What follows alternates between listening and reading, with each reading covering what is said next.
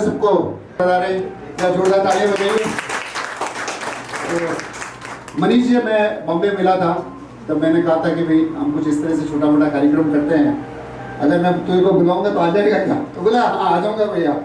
तो मेरे को भी वो बात याद थी, मनीष को भी वो बात याद थी।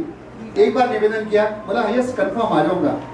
तो भाई बहुत सरलता की धनी है ये, और आपकी मदद वो हमारी फैमिली में शायद पहली और शायद आखिरी पीएचडी होल्डर रही होगी, बराबर है? तो उन्होंने पीएचडी की थी, डॉक्टरेट की थी, और यहाँ मेरे पिता तुल्य सुश्री जी बैठे हैं और उनको उन्होंने पढ़ाया भी था। तो ये कितनी अच्छी बात है कि आज इस तरह से सभी लोग मिल रहे हैं। आज हमारे एक बचपन के दोस्त भंडारी साहब विराजे हुए हैं, जो आरएसएस के प्रमुख सदस्य रहे हैं। आपका स्वागत है, बहुत बहुत स्वागत है आपका। और सुधीर और हम लोग स्कूल टाइम में बहुत साथ रहे हैं, सुधीर भंडारी और हम, और अक्सर हम लोग साथ में पान खाने जाया करते थे, और यादें आज भी हमारे जहन में है। और पीछे सब ब्यूटीफुल लेडीज बैठी हैं, आप सभी का स्वागत है। मुख्य अतिथि श्रीमान मनीष जी को सादर प्रणाम। मैं प्रदीप जी सर से निवेदन करूंगा कि आप मनीष जी को अपना स्थान ग्रहण करवाएं, और एक बार जोरदार तालियां मनीष जी के लिए।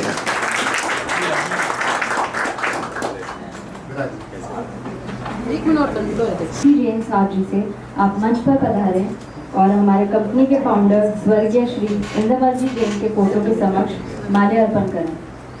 करूंगी हर्षा मैम, प्रवीणा जी और श्री इंद्रमल जी के प्रमुख आप भी साथ में गा सकते हैं।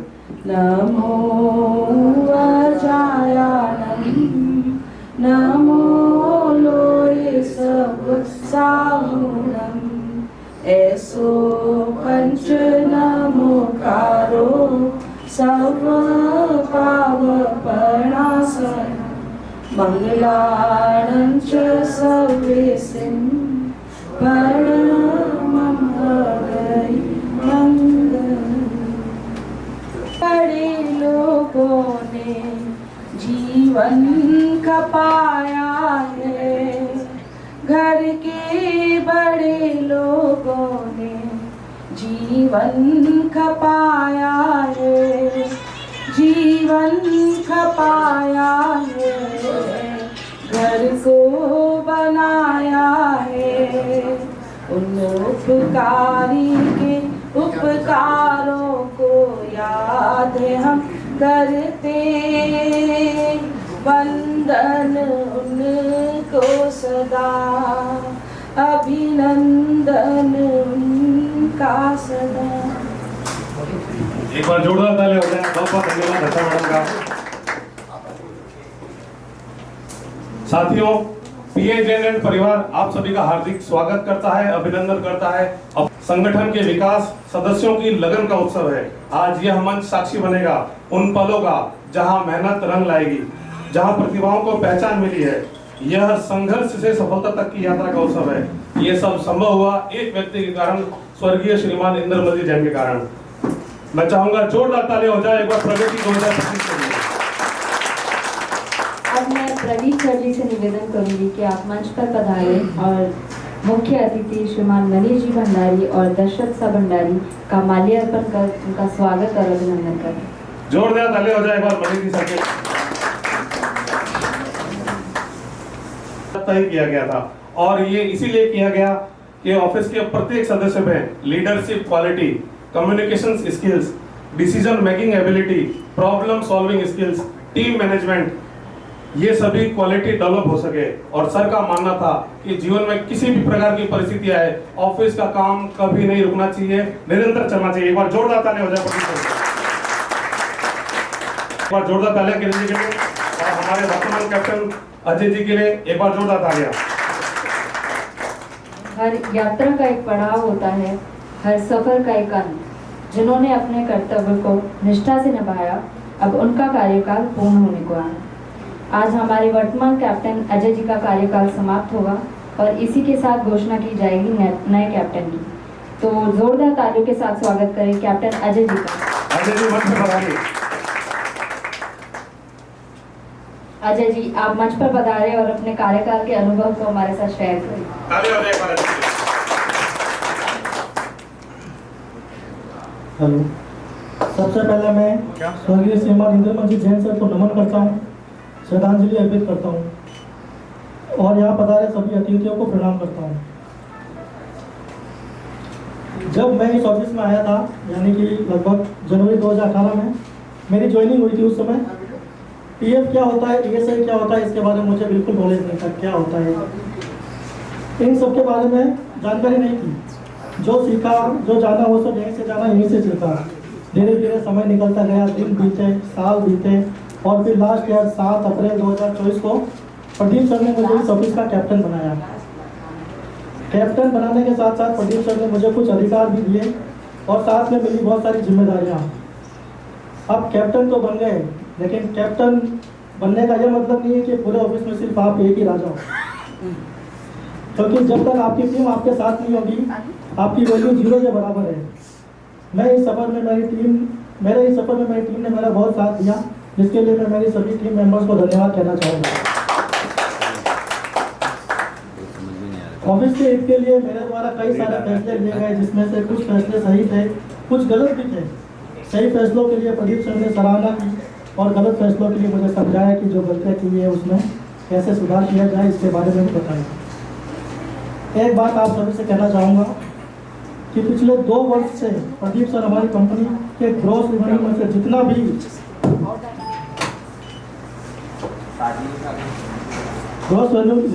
जितना भी इनकम टैक्स करता है और इनकम टैक्स कटने के बाद जो भी नेट अमाउंट बचता है उसका 50% अपने स्टाफ के साथ शेयर करते हैं। और इस वर्ष, जो कि तीसरा साल है, इस वर्ष ग्रॉस रेवेन्यू 15 लाख है, जिसमें से approx 1 lakh income tax deduct होगा। उसके बाद 14 लाख का 50% अपने स्टाफ के साथ शेयर करेंगे। एक बार प्रदीप सर के लिए यह साल हमारे लिए काफ़ी अच्छा रहा, क्योंकि इस साल हमने कुछ ऐसे काम किए जिससे हमारा वर्कलोड बहुत ही कम हो गया। इस साल हमने टेक्नोलॉजी को अपनाया, जिससे घंटों का काम मिनटों में होने लगा। आज मैं आप सभी के साथ अपना पर्सनल एक्सपीरियंस शेयर करता हूं। मैंने इस ऑफिस से क्या क्या सीखा और प्रदीप सर ने क्या क्या सिखाया। पहले मेरे घर पे इलेक्ट्रिसिटी के बिल जो होते थे, electricity bill, water bill, telephone के बिल, उनके सबके डॉक्यूमेंट्स, कागज वगैरह सब ऐसे बिखरे हुए रहते थे, पॉलीथीन में डाल के रखता था। लेकिन जब मैं इस ऑफिस में आया, मैंने देखा यहाँ का मैनेजमेंट एक एक डॉक्यूमेंट को एक एक फाइल के अंदर फाइल करके रखा जाता है। तो उसके बाद मेरे सारे घर के सारे डॉक्यूमेंट्स भी फाइल होने लगते हैं। मुझे प्रदीप सर का मैनेजमेंट बहुत अच्छा लगा। अब सारे घर के सारे बिल्स वगैरह सब व्यवस्थित हो गए हैं। हमारे प्रदीप सर कभी भी किसी भी प्रॉब्लम से उदास नहीं होते हैं। मैं और प्रदीप सर हमेशा एक साथ बैठकर कुछ ना कुछ प्रोग्रामिंग करते रहते हैं। प्रोग्रामिंग करते करते कई सारी ऐसी एरर या प्रॉब्लम आ जाती है जिनका सोल्यूशन मुझे असंभव सा लगता है, लेकिन सिर्फ हमारे सर ऑफिस से जाने के बाद भी प्रॉब्लम के सोल्यूशन के बारे में सोचते रहते हैं और लास्ट में सोल्यूशन मिल भी जाता है। इसी सोच के साथ ही प्रदीप सर ने इस साल कुछ ऐसे सॉफ्टवेयर बनवाए जो काफ़ी यूजफुल रहे, जिनके बारे में भूपेंद्र जी आपको विस्तार से बताएंगे। और अब मैं एक बार फिर से अपने साथियों को धन्यवाद देता हूं कि उन्होंने पूरे साल मेरे कंधे से कंधा मिलाकर मेरा साथ दिया और साथ ही आगामी फैसले को बहुत बहुत हार्दिक शुभकामनाएं। भूपेंद्र जी, एक बार आप मंच पर आ जाएं और बताइए हमने क्या क्या किया इस बार।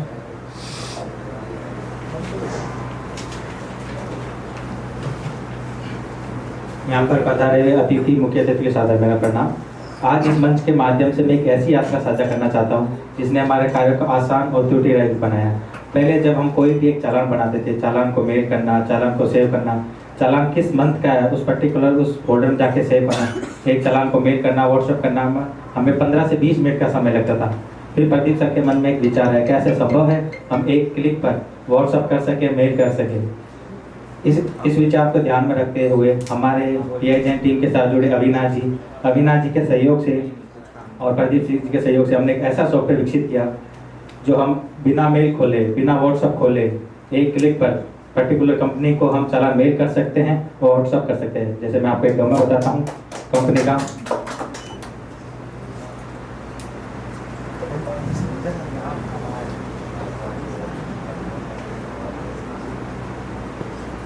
जैसे ये हमारा एक सॉफ्टवेयर है, जैसे मैं एक आपको डेमो बताता हूँ।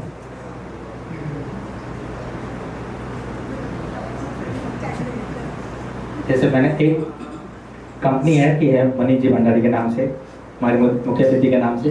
मैं इनको एक चालान मेल करता हूँ।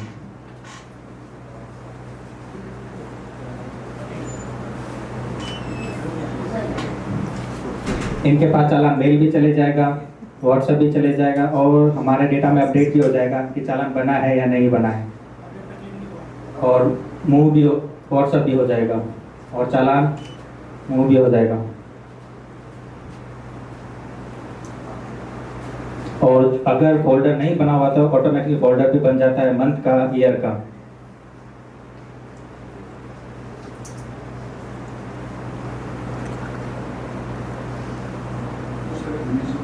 नहीं, अभी 5 मिनट लगते हैं सब आने में।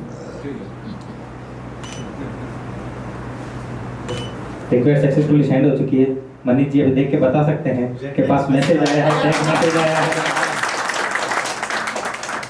और ये नहीं, हमारी रिपोर्ट भी जनरेट होती रहती है डेली, कितने चालान बने हैं, कितना प्रोसेस हुआ है।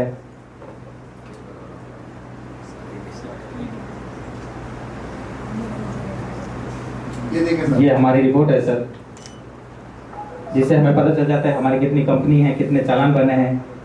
डे बाय डे रिपोर्ट हम सर को अपडेट करते रहते हैं, ताकि सर हमें आगे गाइड कर सके हमें आगे करना क्या है और किन कंपनियों से बात करनी है। इस सॉफ्टवेयर ने हमें क्या दिया, जो चालान हमें बनाने 15 से 20 मिनट का समय लगता था वो कुछ मिनटों में ही बन जाता है। त्रुटि समाप्त हो गई है। यही नहीं, हम एक ऐसा सॉफ्टवेयर विकसित कर रहे हैं जो पश्चिमी राजस्थान में हम बनाएंगे सबसे पहले। और जैसे कि अजय जी ने बताया, ये साल हमारा तकनीक का साल है। ये संभव हो पाया प्रदीप सर के विचार से, अविनाश जी के सहयोग से। मैं प्रदीप सर और अविनाश जी को तहे दिल से धन्यवाद देना चाहूँगा। धन्यवाद।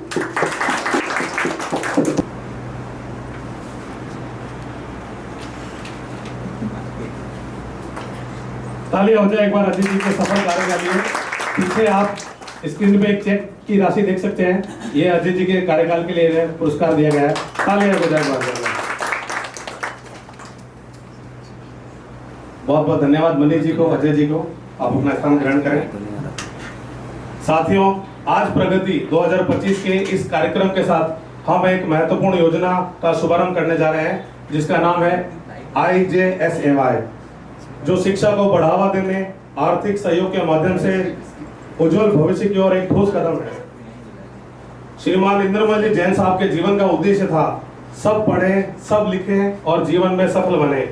इसी योजना के तहत ऑफिस में कार्यरत कर्मचारियों के बच्चों को शैक्षणिक विकास के लिए कुछ राशि प्रदान की जाएगी। मैं इसके पोस्टर विमोचन के लिए डॉक्टर GC जैन जी को निवेदन करूंगा कि आप एक क्लिक के साथ डिजिटल पोस्टर विमोचन करें।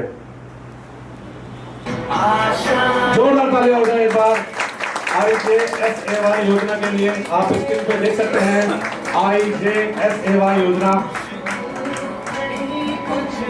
इस योजना का फुल फॉर्म है इंद्र जतन शिक्षण अनुदान योजना। एक बार तालियां हो जाए जोरदार से।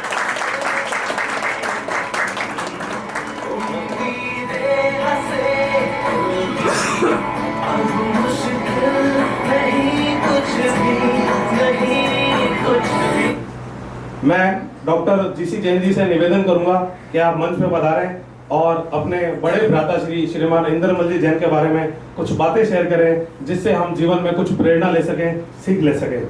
तो स्वागत है सर आपका मंच पे। तालियां हो जाए एक बार सर के लिए।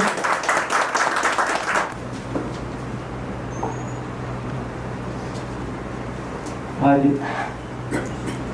आदरणीय भाई साहब के स्मरण से और उनकी यादगार के रूप में मेरा मन बहुत ही अभिभूत है, और उनके जीवन से जुड़ी कहानियाँ भी बहुत हैं, बातें भी बहुत हैं, जो निरंतर खत्म नहीं होने वाली है।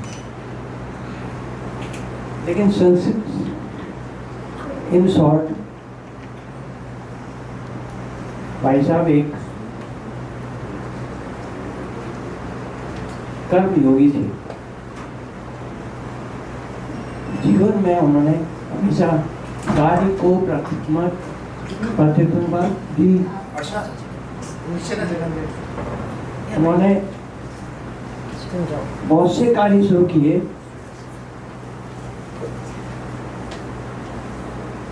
और जब तक अपने इस यही जैन एंड कंपनी के मुकाम तक नहीं पहुंचे तब तक उन्होंने हिम्मत नहीं हारी और लगातार कार्य करते रहे। उसके अलावा वो धार्मिक प्रवृत्ति के भी बहुत व्यक्ति थे। मैं जब भी बीकानेर से जोधपुर आता था तो वापस जाते समय जरूर वो मेरे को रोक करके कभी 2000 रुपये, कभी 1000 रुपये, कभी 500 रुपये, कभी ज़्यादा भी। एक रास्ते में गौशाला आती है, उसके लिए मेरे को कहते थे ये वहाँ तो वो दे दें। ये उनका एक नियम सा ही था। और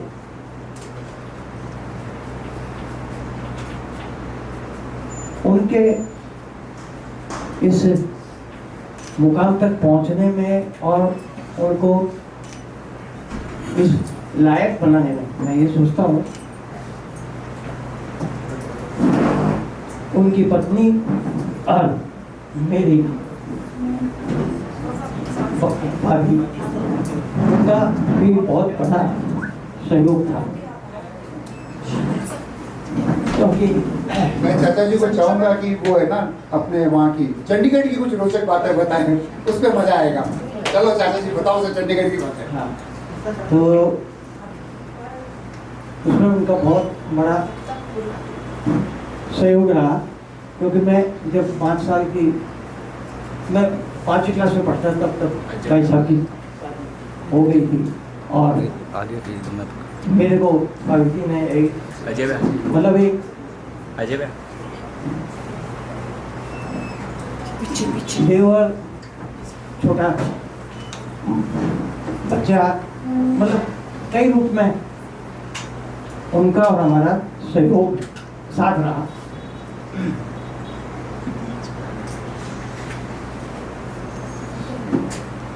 उसके 2 चीज़ें बता दी, एक तो धार्मिक भी होती है मैंने आपको, एक उनके कर्म का वो बताया। तीसरा उनका जो था वो परिवार के प्रति पूर्ण समर्पण था, पूर्ण समर्पण हर एक के, चाहे उनके भाई हो, चाहे उनके बहन हो, चाहे उनके भांजे हो, चाहे उनकी भांजी हो, चाहे भतीजे हो, सबके लिए उनका पूर्ण समर्पण और तहे दिल से उसके लिए कार्य करते थे। ऊपर से ऐसा कोई नहीं था, ऊपर से लाग लपेट हो ऐसा कुछ नहीं था।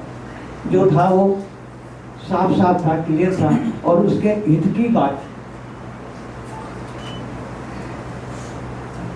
मेरे से उनका बहुत लगाव था। तो वो जब वो रेलवे में थे, शायद बहुत से लोगों को पता भी नहीं हो कि वो उन्होंने अपनी पूरी जिंदगी जो है रेलवे में सर्विस की और वहाँ से रिटायर हुए। उस दौरान जब से वो जॉब करते थे तब से ही बहुत से उन्होंने कार्य किए थे। तो वो बीकानेर वो अपनी ड्यूटी इसीलिए लेकर के आते थे कि वो मेरे से मिलना हो जाए बस, और कोई उनको कोई ज़रूरी नहीं था कि वो ड्यूटी लेकर के आते। जब रिटायर हो गए उसके बाद में भी वो बीकानेर से इसलिए जुड़े रहे, वहाँ पे 3-4 कंपनियाँ हैं, जैसे हाजीराम बीका जी है, एक माइंस के डाला जी हैं, और भी 2-3 और थे। उनसे उन्होंने उनका कार्य ले रखा था। वो इसीलिए आते थे कि वो मेरे से मिल सके। ये मेरे लिए एक बहुत बड़ी बात है।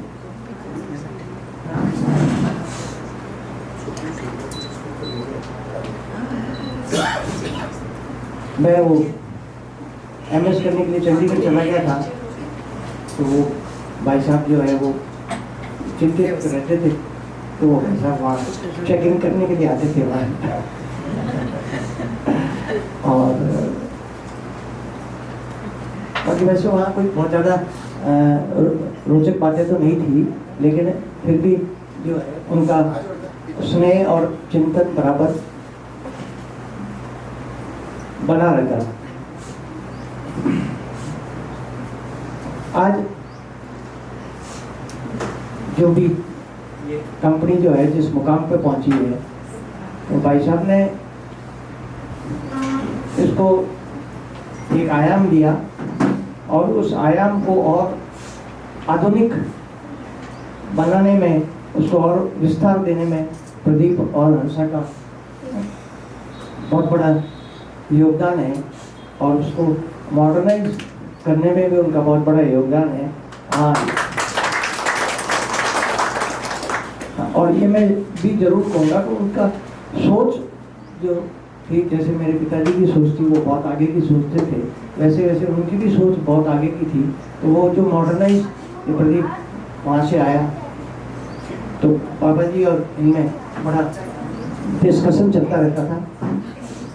तो मेरे पिताजी जो है वो उनको दोनों के बीच में मीडिएटर का काम करते थे, वो दोनों के बीच में मीडिएटर का काम करते थे। और भाई साहब फिर मतलब जो पहले मेरे पिताजी समझते थे उस बात को, और फिर वो भाई साहब उस बात को पिताजी भाई साहब को समझाते तो भाई साहब समझ जाते। प्रदीप समझाता था तो वो नहीं समझते, तब तक तो वो डिस्प्यूट रहता था। तो प्रदीप पिताजी को कहता कि देखो ये ऐसे ऐसे हो रहा है और ऐसे करना है, तो उसमें कहा इससे क्या फ़ायदा होगा। पिताजी तो पहले ये पूछते इससे क्या फ़ायदा होगा, टाइम बचेगा, अच्छा ठीक है, और क्या होगा, इसमें ऐसे ऐसे होगा, अच्छा ठीक है, इसमें कोई नुकसान तो नहीं होगा, नहीं होगा, ठीक है। फिर वो भाई साहब को समझाते थे। तो धीमे धीमे उनकी भी सोच उसी हिसाब से हो गई। तो वो जो मॉडर्न करने में जो रहा, तो उनका कोई भी रोक टोक या रुकावट नहीं थी, और वो खुद भी उसमें सहयोग करने लगे। ऐसे मेरा समय का हो चुका है, तो बहुत ज़्यादा मैंने कहा ना, टाइम तो बहुत कम है और बातें बताने की। फिर भी मैं अपनी तरफ से मैं मेरे बड़े पिता समान बड़े भाई और मेरे भाभी को मैं श्रद्धांजलि अर्पित करता हूँ, और आशा करता हूँ कि प्रदीप और इनको इनका स्नेह हमारे को मिलता रहेगा। चाची जी आज्ञा दे दो, मैं थोड़ी बातें बता दूं जो पापा ने मेरे को बताई। आपको पता ही है ना चाची जी? हाँ, अभी भी बताया। हाँ, तो देखो सबको बताता हूँ, मजेदार बातें हैं। एक दिन पापा अचानक चंडीगढ़ पहुंच गए, और जब वो जो कमरे की चाबी वाबी कहीं से प्राप्त करके, मतलब प्यार से बाबू बोलते थे, बाबू के सारे बैग बस्ते ढूंढना चालू किया कि कहीं भाई ये लड़की वड़की के चक्कर में तो नहीं पड़ जाए। तो बहुत बहुत धन्यवाद चाचा जी, आपके लिए एक छोटा सा स्मृति चिन्ह है। और हर्षा जी, निवेदन करूंगा चाची जी को लेके आए।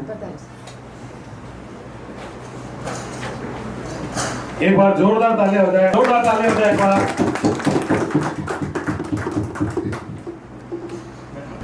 भाभीओ की है।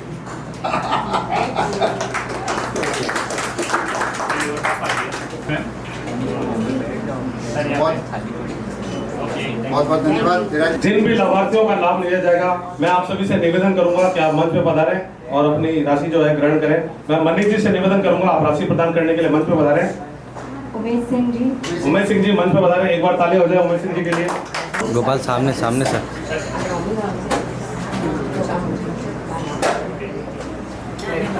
बहुत बहुत धन्यवाद मनीष जी को।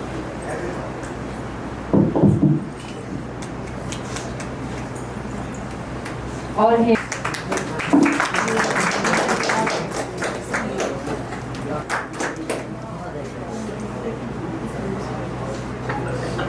सत्तू जी,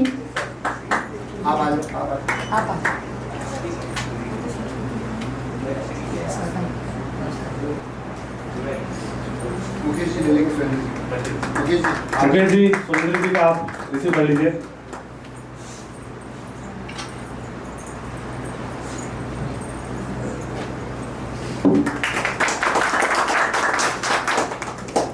बहुत बहुत धन्यवाद। एक बार जोरदार ताली हो जाए। बुंदे बनाए हैं। आओ इधर आओ, मेरे पास आओ। किसने बुंदे बनाए? एक बार जोरदार ताली हो जाए ऋत्विक के लिए। आप इधर आ जाओ। आओ, आप मेरे पास आओ और सब है। एक फोटो हो जाए। हाँ, देखो। आप आगे बैठो। मेरे और मनीष की बात हुई थी, तो छोटे रूप में हमने ये योजना चालू की है और उम्मीद करते हैं कि हम मनीष जी, मैं, चाचा जी, ऋषभ और संभव सब मिलकर इस योजना को और आगे बढ़ाएंगे और मुझे उम्मीद है, पक्की उम्मीद है कि इस योजना को और हम आगे बढ़ाएं। क्यों Manish ji? Yes, thank you. अब समय आ गया है उस पल का जिसका इंतजार सभी को है, क्योंकि इस ऑफिस का कार्यभार अब किसी नए कंधे पर सौंपा जाएगा और पुराने कैप्टन की विदाई होगी। इसी के साथ नए कैप्टन की घोषणा भी होगी। तो मैं निवेदन करूंगी प्रदीप सर जी से, आप मंच पर पधारे और न्यू कैप्टन का नाम अनाउंस करें। हाँ जी।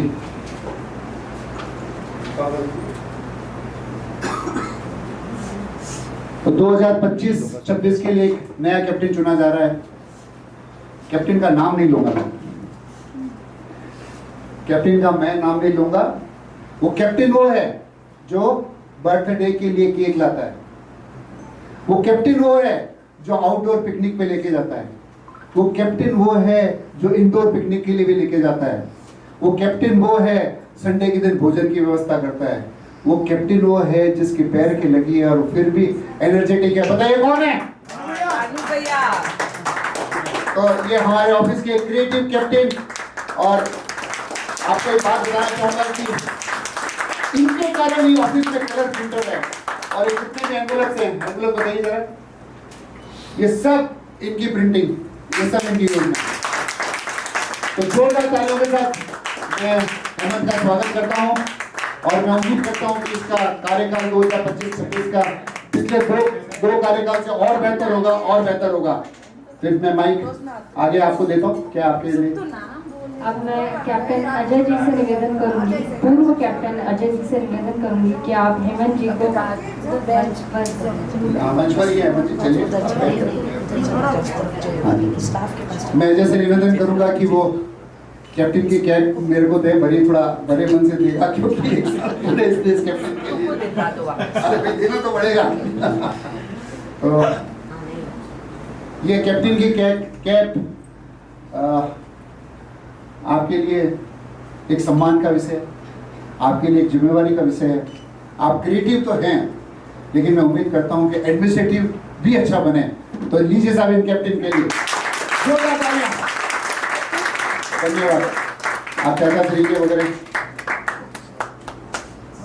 तो हमारे ऑफिस में एक परंपरा है कि जब भी बर्थडे वगैरह होता है, सभी सीनियर से, सभी बड़ों से पैर छू के आशीर्वाद लेते हैं। उसी आशीर्वाद की परंपरा में हमारे नए कैप्टन हेमंत, जिनको बड़े प्यार से सभी लोग भानु भैया बोलते हैं, आशीर्वाद लिया है। और मैं मेरे को उम्मीद है कि अगला कार्यकाल और अच्छा होगा, खूब क्रिएटिव होगा और उसमें हमारी ग्रोथ भी अच्छी होगी। धन्यवाद। बहुत बहुत बधाई आपको न्यू कैप्टन बनने पर। अब मैं हेमंत जी से निवेदन करूंगी कि आप अपने साथियों को संबोधित करें। माननीय प्रदीप जी सर, आदरणीय अतिथिगण, कार्यालय के सभी वरिष्ठ एवं सहकर्मी साथियों तथा उपस्थित सभी सम्माननीय व्यक्तियों को मेरा प्रणाम। आज यह अवसर मेरे लिए अत्यंत गर्व का क्षण है। हमारे प्रतिष्ठान का यह वार्षिक समारोह प्रगति 2025 न केवल हमारी यात्रा का उत्सव है, बल्कि भविष्य के लिए ऊंचाइयों को छूने का हमारा संकल्प भी है। सबसे पहले मैं प्रदीप जी सर का हृदय से आभार व्यक्त करता हूं, जिन्होंने मुझे ऑफिस का कैप्टन नियुक्त किया। यह मेरे लिए एक सम्मान की बात है और मैं वादा करता हूं, मैं अपनी जिम्मेदारी पूरी ईमानदारी, समर्पण और निष्ठा के साथ निभाऊंगा।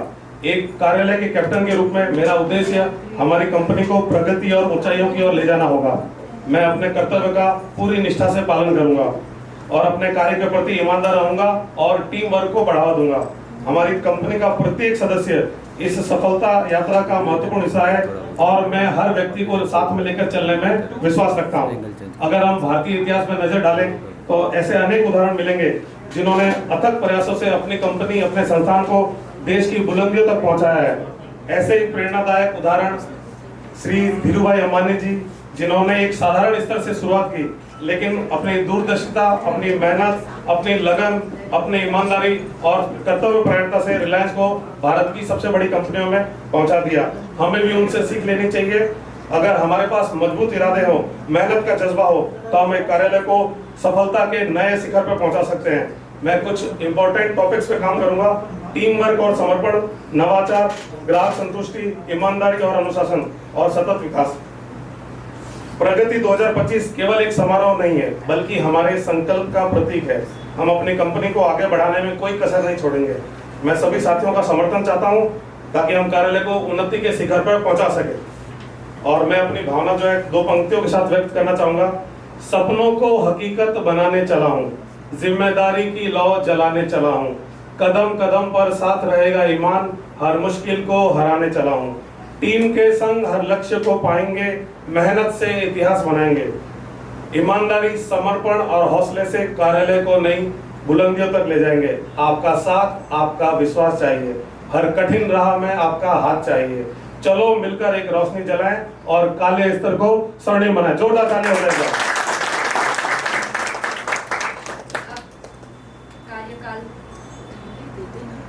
अब कार्यकाल की अगली कड़ी में मैं मुख्य अतिथि श्रीमान मनीष जी से निवेदन करूंगी कि आप मंच पर आए और हमारा मार्गदर्शन करें। जोरदार ताली हो जाएगा मनीष जी के लिए।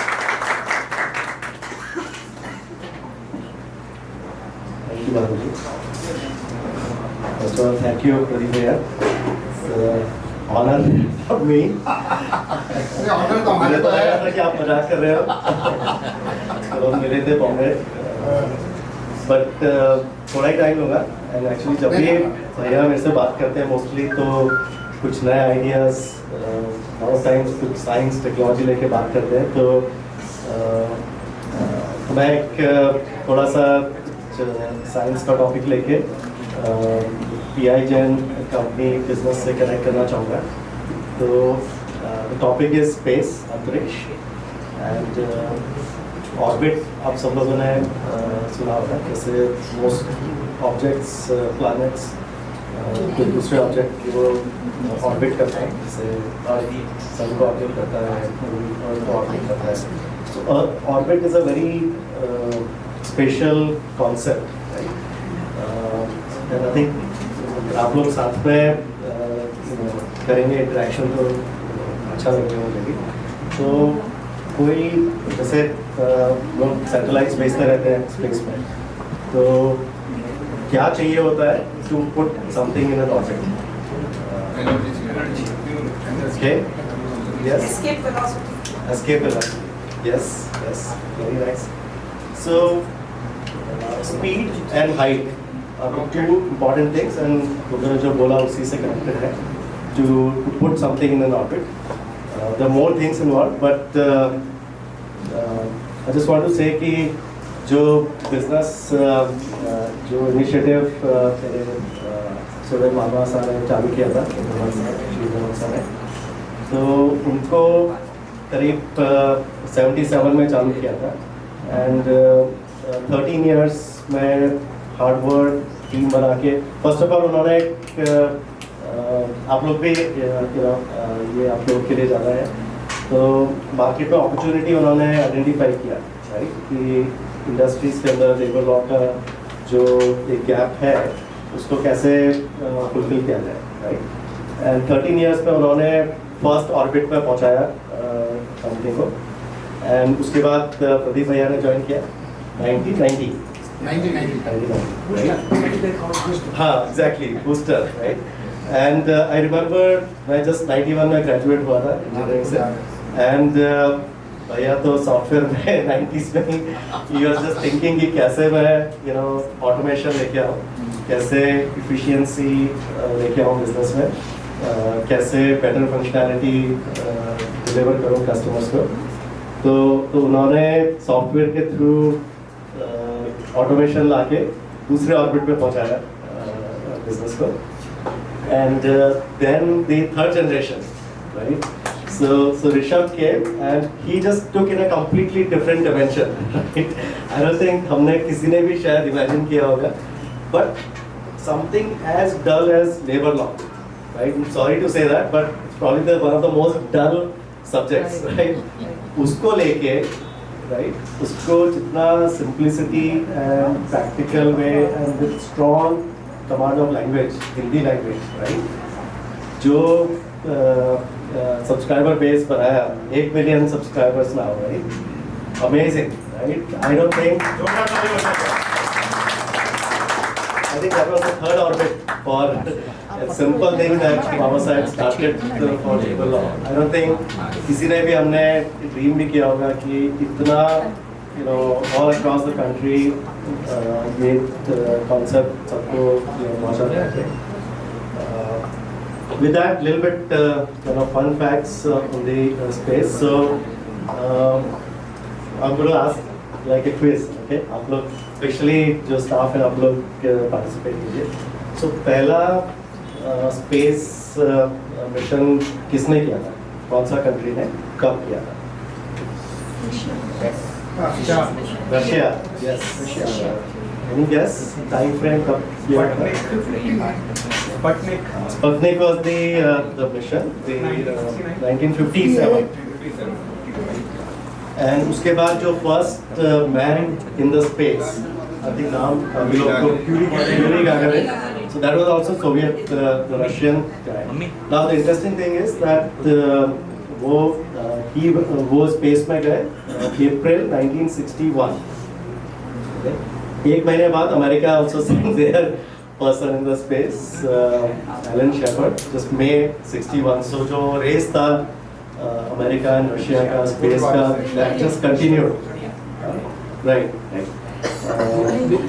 When was the Man on the Moon? Right. That was a big event. And the 71. Is it? Any more guesses? 69. 69. Who was the man? Neil Armstrong. अच्छा, नील आर्मस्ट्रॉन्ग के साथ दो और थे क्रू में. नाम याद है किसी का? नाम याद नहीं है. एडविन एल्ड्रिन था एक तो. Buzz Aldrin. Very nice. Very nice. Third किसी का? Michael Collins. So तीन लोग थे क्रू में. नेवी के पत्थर किसी को याद नहीं आते, कमजोर याद रहता. नहीं, but interesting thing is कि नील आर्मस्ट्रॉन्ग दूसरा मून पे, उसके 19 मिनट बाद 19 मिनट बाद बज ऑल्ड्रिन भी मून पे उतरा, बट कोई बात नहीं करता उसकी. But even more important thing is कि वो उतरे, कमांड किसके हाथ में थी? The Michael Collins, the third crew member.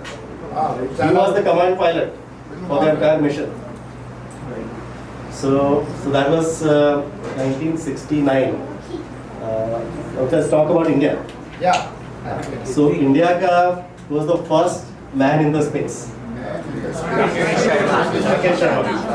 Which year? उससे पहले आप वो देखते हो उपग्रह जो आर्टिफिशियल उपग्रह, that was आर्यभट्ट. तो आर्यभट्ट कब हुआ? 8th क्लास में था. 8th क्लास में था. 1975. 75 8th क्लास में था. But Aryabhatta was launched by Soviet, so Russian rocket. Rakesh Sharma को भी किसने किया था? Russia. So that was 1984. अभी so the first man from India on the Indian mission वो कब होने वाला है? 26. Yes, 26. And please open this. So so this is called Gaganyaan. I think Chandrayaan. सबको पता है. So this is the rocket जो गगनयान यूज करेगा. So ये रॉकेट अभी तक यूज नहीं हुआ है. This is the actual replica from ISRO. This is so Chandrayaan हुआ था, बट उसके अंदर कोई आदमी नहीं गया.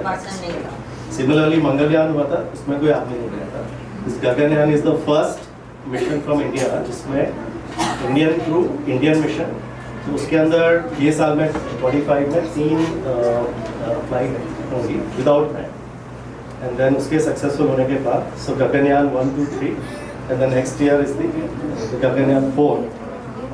नो दिस द स्पेस का so this will be an orbit 400 kilometre from earth, 3 दिन का ही मिशन है, 3 क्रू मेंबर्स, एंड वो 3 दिन का that will be the Harsha madam stage पे पधारें। अच्छा सो इज अ मिशन. जोरदार ताली हो जाए एक बार।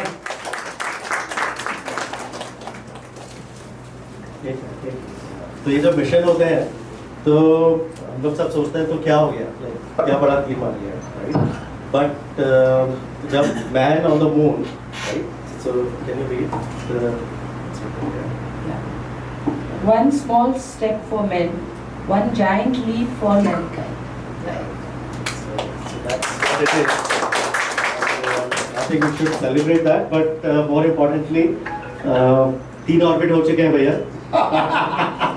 अब 4th की बारी है, and I think the staff probably should contribute for that also. Thank you Thank you for thank you inviting. विराज जी साहब।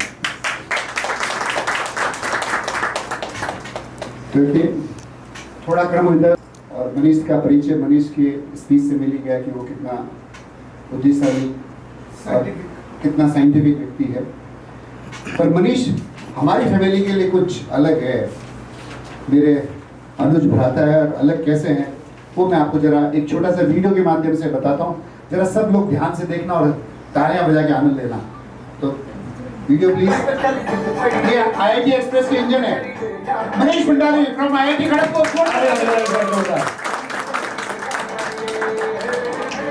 राहुल धूरट आईआईटी मद्रास। एक बार जोरदार तालियां रुके कंटिन्यू होती रहनी चाहिए। प्रदीप धूरट आईआईटी कानपुर। जोरदार तालियां।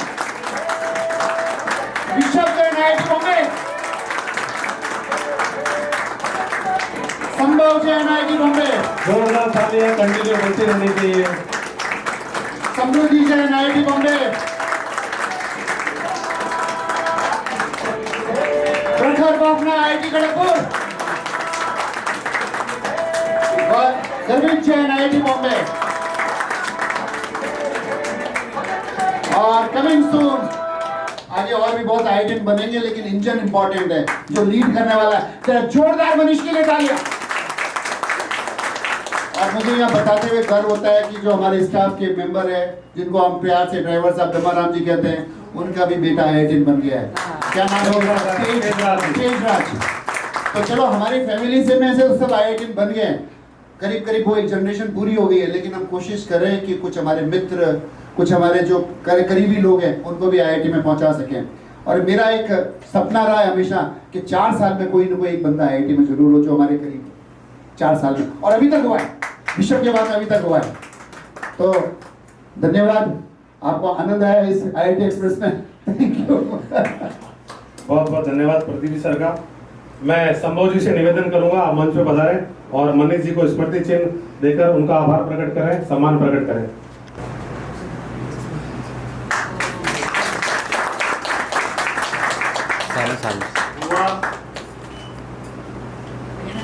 का मामा सा के साथ आ जाओ, प्रेरणा कहाँ है भाई? आ जाओ। एक बार जोरदार तालियां हो जाए। प्रेरणा को बुला लो।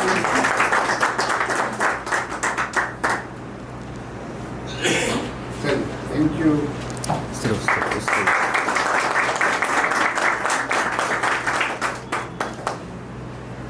Thank you. अध्यापक है, गुरु है, इसीलिए हमने ये नाम दिया है।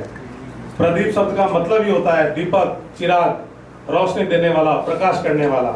संघर्ष की राहों में जब भी डगमगाए कदम, कोच की आवाज ने हौसले को लौटाया है। एक बार जोरदार तालियां हो जाए प्रदीप सर के लिए। मैं निवेदन करूंगा प्रदीप सर हमारा मार्गदर्शन करेंगे।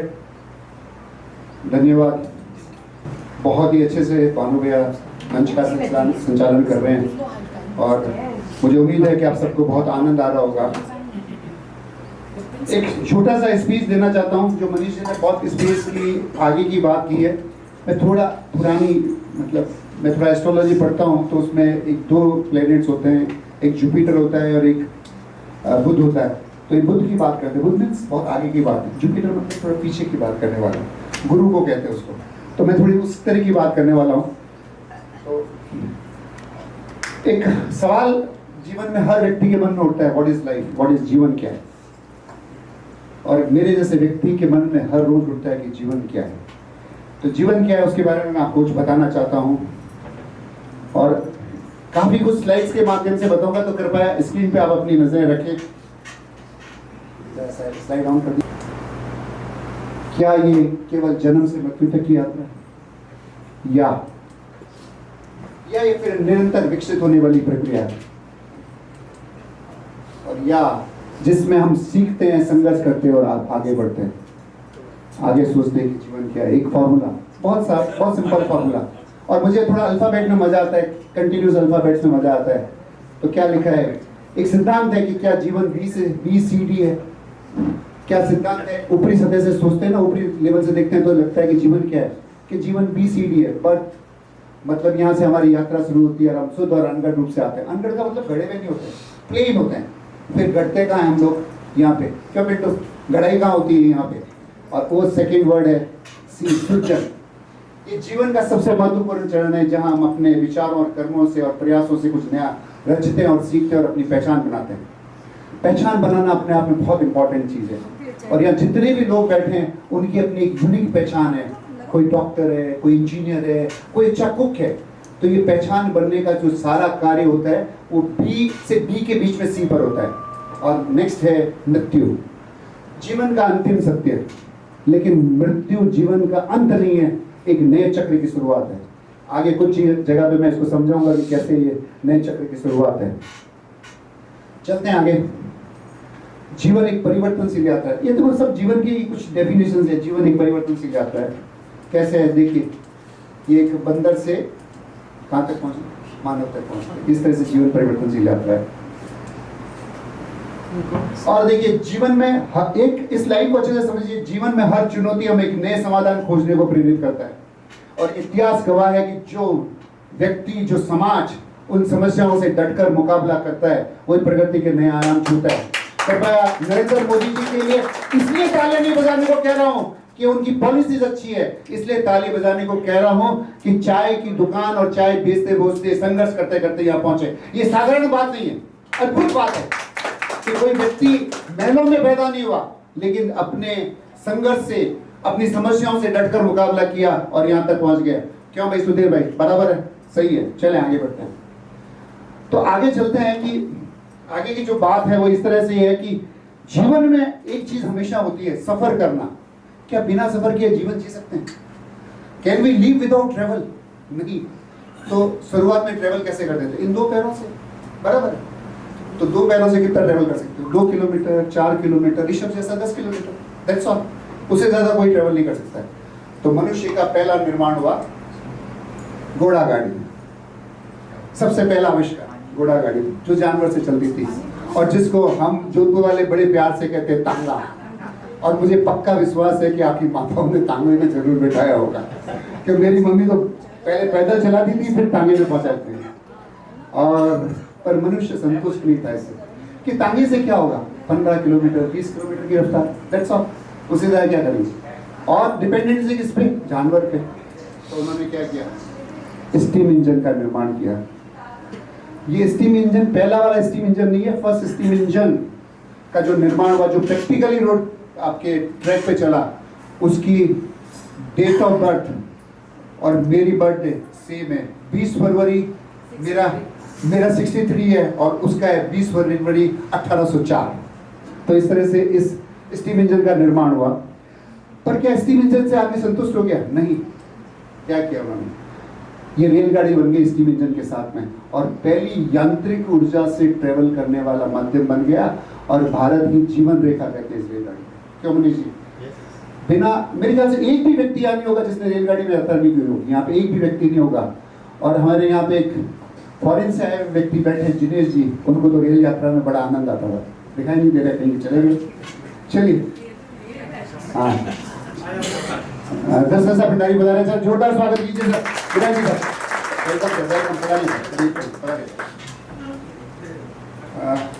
मेरा कुछ भाषण चालू हो गया, मैं आगे कंटिन्यू करता हूँ आपके आगे से।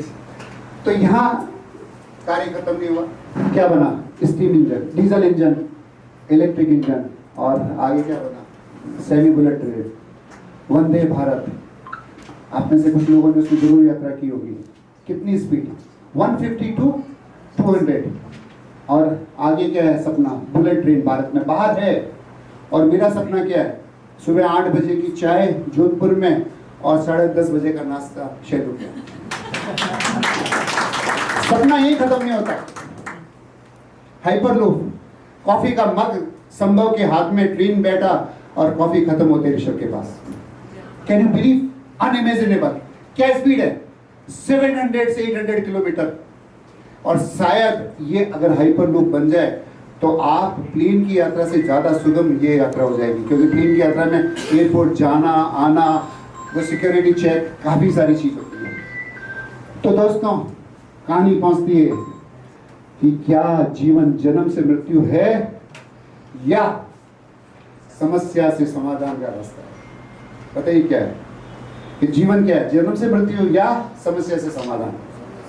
ये सब इसलिए संभव हुआ कि हमने समस्याओं को अवसर में बदला और लगातार प्रगति की दिशा में आगे बढ़ते रहे। इसलिए जीवन सिर्फ जन्म से मृत्यु नहीं है, समस्या से समाधान का रास्ता है।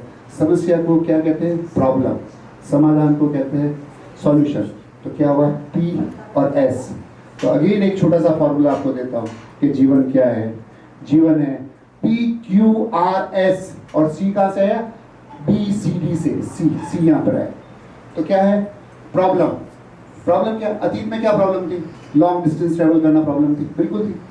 फिर क्या? एक व्यक्ति के मन में प्रश्न खड़ा हुआ। शायद उस समय में पता नहीं होगा उनको कि ठीक है यार पैदल चल रहे हैं, क्या प्रॉब्लम है? कोई प्रॉब्लम नहीं है। लेकिन एक व्यक्ति के मन में प्रश्न खड़ा हुआ कि नहीं, इस यात्रा को कैसे फास्ट बनाया जाए, कैसे सुगम बनाया जाए। और फिर वैज्ञानिक लगे शोध पर, और क्रिएशन के रूप में क्या हुआ? आपकी घोड़ा गाड़ी से हाइपरलूप और हवाई जहाज तक। And this is the solution. तो ये सॉल्यूशन यहाँ पे डेथ की तरह है, पर ये डेथ नहीं है। अगेन एक नया चक्र चालू होता है और अगेन कार्यक्रम आगे बढ़ता है। उसका एक छोटा सा एग्जांपल लेंगे कि जैसे टेलीफोन, काला वाला टेलीफोन देखा होगा आपने, वो अंत हो गया, डेथ। बट आज आपके पास में क्या है? Mobile phone. अगेन वो चक्र चालू हुआ, अगेन कुछ प्रोग्रेस चालू हुई और अंत में हम कहाँ पहुंच गए? मोबाइल फोन तक। तो दोस्तों इस तरह से जीवन का ये चक्र चलता है। चलो इसको कुछ और ढंग से समझने की कोशिश करते हैं। जरा ध्यान से स्क्रीन पर देखना, मैं कुछ बता रहा हूं वो बहुत आश्चर्यचकित है। एक देश चौपटपट्टी का देश था, एक देश मछुआरे का देश था, एक देश अनपढ़ था, गरीब था, भूखमरी थी, बेरोजगारी थी, और एक देश जहां बेरोजगारी थी, एक देश जहां दंगे होते थे। अब इस देश की तस्वीर किसने बदली? ली क्वान यू ने। और क्या किया उसने? उसने इस देश की समस्या को पहचाना, क्वेश्चन खड़ा किया। This is very important, question खड़ा करना कि किसको कैसे बदला जाए। एक क्वेश्चन खड़ा होना चाहिए। शोध किया, निर्माण किया, निर्माण में उसने कुछ सिस्टम्स बनाए और सॉल्यूशन के रूप में क्या आया? सिंगापुर। 1961 में देश आजाद नहीं हुआ, देश को आजाद कर दिया गया, हमारे से बाद में आजाद हुआ। और क्या बन गया? यहां से यहां। क्यों बना? अगेन PQRCS के सिद्धांत से ही वो बना। तो दोस्तों ऐसी बहुत सारी चीजें संभव, चूंकि एक स्टार्टअप में है, मैं ये बताना चाहूंगा कि चूंकि एक बैग लेते हैं, ये क्वेश्चन खड़ा होता है तभी स्टार्टअप बनता है। जब तक ओला उबर नहीं थी, किसी क्वेश्चन नहीं था, आती थी, ऑटो आते थे, बैठ के चले जाते, रोकते थे, रुक जा सरदारपुर जाऊंगा। लेकिन अब किसी मन में ख्याल आया कि क्यों ऐसा, क्यों हम कुछ ऐसा सिस्टम बनाए कि आराम से चाहे फोन करें, फोन से आ जाए, ऐप में डालें और आ जाए। तो ये क्वेश्चन खड़ा होता है और उसके बाद में शोध होता है। ये सभी स्टार्टअप की नींव है। क्यों संभव? I am right? तो यही सोच है। अब संभव ने भी कुछ चीज सोची है जो नॉर्मल पब्लिक को समझ में नहीं आती। ठीक है यार, ऐसा हो रहा है, चल रहा है, चल रहे तो कोई बात नहीं। और अब देखिए ब्लिंकिट, 10 मिनट में आपके घर में प्रोडक्ट। लेकिन क्या उसके बिना जीवन नहीं चलता था? चलता था। लेकिन किसी के मशीन में क्वेश्चन खड़ा हुआ कि नहीं, क्या इसको हम घर तक पहुंचा सकते हैं? आप घर में आनंद लीजिए, सामान हम पहुंचा देंगे। तो क्वेश्चन खड़ा होना बहुत ज़रूरी है। और जीवन में ऐसी बहुत सारी चीज़ें होती है जहाँ पर हमारे मन में क्वेश्चन खड़ा नहीं होता है, लेकिन किसी न किसी व्यक्ति के मन में क्वेश्चन खड़ा होता है। तो आप सोच रहे होंगे पीछे बैठे कि बड़ी बड़ी बातें करते हैं, ये कुछ हमारे लायक बात नहीं है। चलो एक प्रैक्टिकल एग्जांपल से देखते हैं। चलो 1 मिनट रुकिए सब।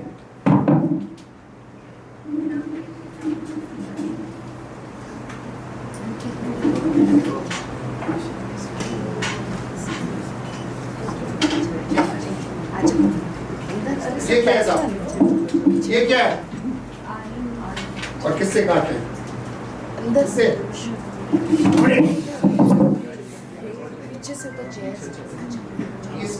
इसका क्या कमाल था? कैसे खून निकल रहा था?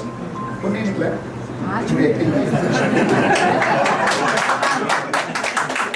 और अब आप ऐसे बातें करते करते काट लेते हो, आराम से गप्पे मारते मारते। क्या यहाँ तक थम गया? नहीं, एक और कोई नई चीज बन गई, आराम से काटे। तो जीवन के हर रंग में ये सिद्धांत लागू होता है, चाहे वो कोई भी छोटा हो या बड़ा हो, हर जगह लागू होता है। चलो थोड़ा रिलीजियस लोगों के साथ फन की बात करें। माय ब्यूटीफुल बीज। आप सोच रहे हो कि मैं बी क्यों कह रहा हूँ? बी इसलिए कह रहा हूँ कि वहाँ मेरी भाभी बैठी है, मेरी बहना बैठी है, मेरी भार्या बैठी है और मेरे बुआ बैठी है। सो दिस इज ब्यूटीफुल बीज। क्या सोचती है? अच्छा, ये वो लोग हैं जो क्या देते हैं? बर्थ। और पहले सिद्धांत का पहला अक्षर बर्थ देने वाली माता है। जरा जोरदार तालियां बताइए, बताइए इसके लिए। और ये क्या सोचती है? ये आध्यात्मिक से जुड़े लोग क्या सोचते हैं? जरा मजेदार बात सोचते हैं। क्या सोचते हैं? कि आध्यात्मिक से जुड़े लोग सोचते हैं कि संसार भाभी, संसार क्या है? संसार दुखों का सागर है। बराबर है? बोलिए ना, अरे बोलो, आवाज तो दीजिए।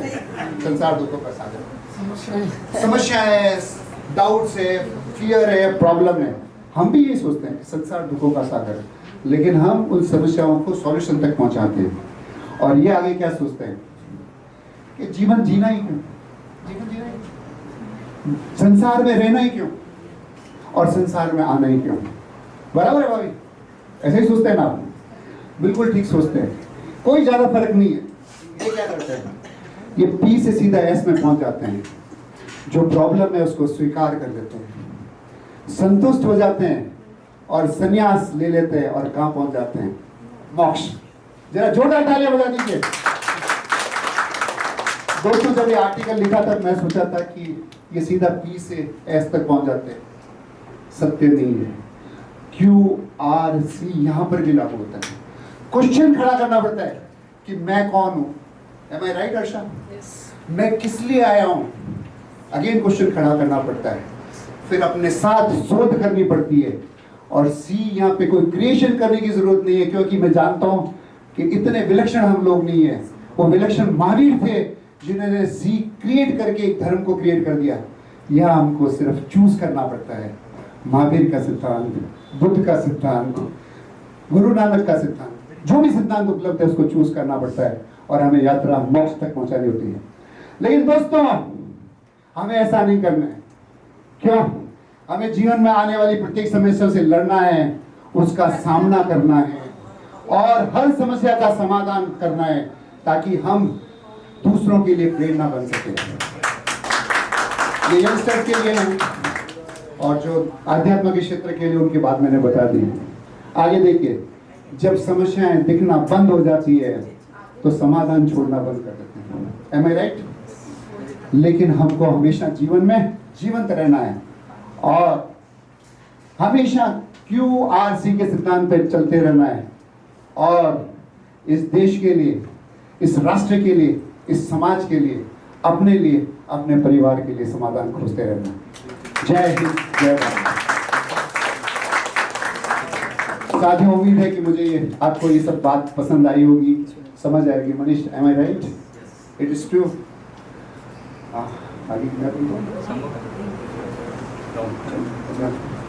तो आप कहीं सोच रहे होंगे कि ये सब बातें प्रदीप कर रहा है, क्या ये PQRC के सिद्धांत पे चलता है या नहीं चलता है। मैं एक छोटा सा वीडियो आपके साथ शेयर करूंगा, लेकिन उससे पहले मैं SSR भंडारी का धन्यवाद अदा करना चाहूँगा। और मैं माला भैया बिराजी साहब, इन्होंने मुझे बहुत संबल दिया, मेरी एक समस्या के लिए बहुत संबल दिया। वो समस्या क्या है वो अब मैं थोड़ी देर में आपको बताऊंगा। प्लीज स्थान ग्रहण कीजिए। तो दोस्तों, मेरे पिता के जीवन के वो अंतिम दिन बहुत कठिन थे और उनकी जीवन की प्रॉब्लम्स ने ही मुझे कई जगह क्रिएट करने का मौका दिया और डॉक्टर साहब ने बहुत संबल दिया, बहुत संबल दिया। तो मैं चाहूंगा कि वीडियो के माध्यम से आप इसको देखें और आनंद लें।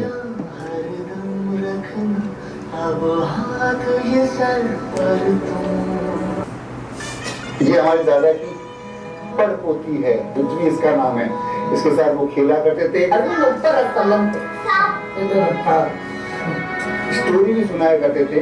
हर एक कमरे में घूमा, मैंने हर एक किताब के नीचे देखा, सब कमरे देख लिए, किताब के नीचे देख लिए, कहीं भी नहीं मिली। मैंने कुर्सी के नीचे तलाश किया, मैंने एक फूल के नीचे भी देखा, एक कुर्सी के नीचे भी देखा, कुर्सी के नीचे भी नहीं। उनका हाथ हो गए, कहाँ चले गए? बता दिया कहते हैं एक उम्र के बाद इंसान फिर से बच्चा बन जाता है। उनका उसी तरह से ख्याल रखना पड़ता है जैसा एक बच्चे का रखना होता है, फिजिकली भी, इमोशनली भी।